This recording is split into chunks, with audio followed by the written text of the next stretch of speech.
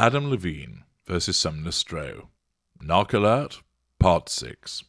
Hello, I'm H.G. Tudor. In the preceding parts, we've heard more about the life of Adam Levine and his various behaviours, looking at his early start in life, his familial background, where he got to with regard to the start of his career and where that has taken him, the various intimate relationships that he's had, what people have had to say about him, his behaviour in interviews, his behaviour on stage, comments that he's made, and of course, latterly, his behaviour with regard to the allegations of infidelity and flirtation with other people outside of his marriage. There's a substantial amount of evidence which has been obtained from a variety of different sources, and it shows his behaviours over a sustained period of time. As I make it clear, one behaviour is never determinative, because all individuals can behave in a way which could show an absence of emotional empathy, or be manipulative, or be poor boundary recognition, or show a sense of entitlement, or be haughty, or demonstrate a preoccupation with success, and so forth.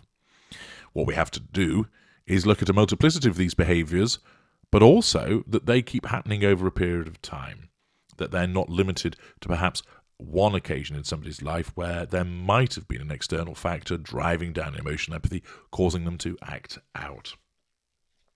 Thus, with the accumulation of evidence, we make a determination as to what Adam Levine is.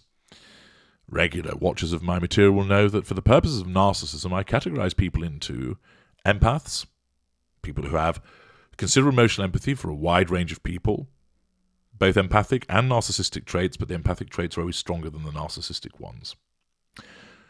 Normals, people who have emotional empathy, but for a smaller range of people that both have empathic and narcissistic traits, but lower in strength, sometimes leaning more towards the empathic side, sometimes leaning more towards the narcissistic side. Narcissistic individuals who have emotional empathy, but limited in nature, have strong narcissistic traits and some weaker or less numerous empathic traits. And then the narcissists, my group, which of course covers lesser, mid-range, greater and ultra, no emotional empathy, manipulative, and covering all of the aspects with regard to a sense of entitlement, an absence of emotional empathy, a lack of accountability, grandiosity, magical thinking, haughty behaviours, manipulative behaviours, boundary recognition issues, and key aspects of the narcissistic dynamic. With that prefaced, where does Adam Levine fit? Well, there is evidence of a sense of entitlement. He would incessantly message these people that he has been dealing with. There's a swift sexual encounter in the sense that he moves it into a sexual arena very quickly in terms of talking about how hot people are, that he may need to see the booty, and so forth. He in effect orders people around. That can be seen with regard to the way that he instructs people to respond to him. He engages in the shelving dynamic. He picks people up and he puts them down as he sees fit. There's a clear evidence of a lack of accountability. He tells lies. He doesn't give these people who he's dealing with any true definition to the relationship, leaving them in limbo. He doesn't provide any meaningful or genuine emotional support. He engages in superficial conversations. Indeed, many people have commented upon the text exchanges as being rather cringeworthy, and of course being now the subject of many memes. He also doesn't address the relationship issues in a meaningful fashion. The statement that he put forward is demonstrative of that inability to address relationship issues in a meaningful fashion. There's clear evidence of grandiosity. He, of course, is the frontman of a band and therefore engages in showmanship. It's clear he thinks he's better than he actually is. He engages in financial largesse using his financial firepower. He's prone to exaggeration, and he's vain. There's evidence of haughty behaviours. He's rude, dismissive, arrogant, and obnoxious. There is substantial evidence of manipulative behaviours. He engages in flattery, bribery, the telling of lies, future faking, triangulation with object, triangulation with person, absent silent treatment, smearing, promise gain, false compassion, false contrition, invalidation, belittlement, withdrawal, denial, provocation, projection, blame-shifting, triangulation with children, revision of history, feigning misunderstanding, deflection, and sexual withdrawal. He has very poor boundary recognition, demonstrated by the incessant messaging, his flirtatious behaviours, the prying nature of his inquiries, the inappropriate communications that he's engaged in. A transgression of professional boundary, for instance, his interaction with his yoga teacher, and interference in existing relationships.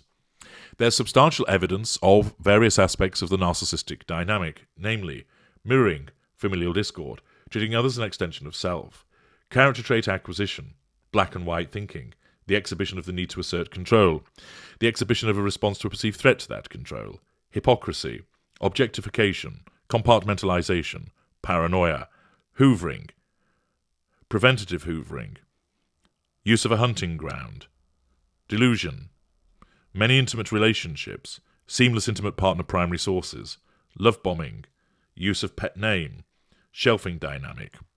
Finally, there's an absence of emotional empathy, occasioned by the commission of infidelity, that he has cheated in the past, that he is manipulative, and that he interferes in existing relationships. Accordingly, as a consequence of there being evidence of a sense of entitlement, clear evidence of a lack of accountability, clear evidence of a lack of grandiosity, evidence of haughty behaviours, substantial evidence of manipulative behaviour, very poor boundary recognition, substantial aspects of the narcissistic dynamic, and an absence of emotional empathy, he crosses the evidential threshold across the various relevant fields to be found to be a narcissist. Adam Levine, based on the evidence demonstrated, is a narcissist. This then, of course, turns to the question of what might his school and cadre be. As you know from my work, the cadre, when it comes to a narcissist, demonstrates the narcissist's preferences. Are they somatic, cerebral, elite, which is an amalgam of somatic and cerebral, or of the victim variety? This is instructive with regard to the type of victims that the narcissist looks for. Also, what is his school? Where does he sit across that spectrum of confirmed narcissists? Is he a lesser? Is he mid-range? Or is he greater? Does he demonstrate awareness of Machiavellian behaviours? Does he operate with a facade? Is he rather obvious in the things that he does? Is he hype on superficiality? Does he wield a lot of cognitive empathy, or is that not evident? To enable you to understand more about the fact that he is a narcissist and his school and cadre, if you're a member of this channel, you'll be able to access that forthwith. If you're not and you don't want to become a member, you can go to the Knowledge Vault, seeing the link in the menu in the video description, and that will enable you for a small fee to access the outcome with regard to what his school and cadre of narcissist is. Otherwise, you can become a member of the channel and thus access a range of excellent tips and benefits, and also learn what Adam Levine's school and cadre are. I'm H.G. Tudor. Thank you for listening.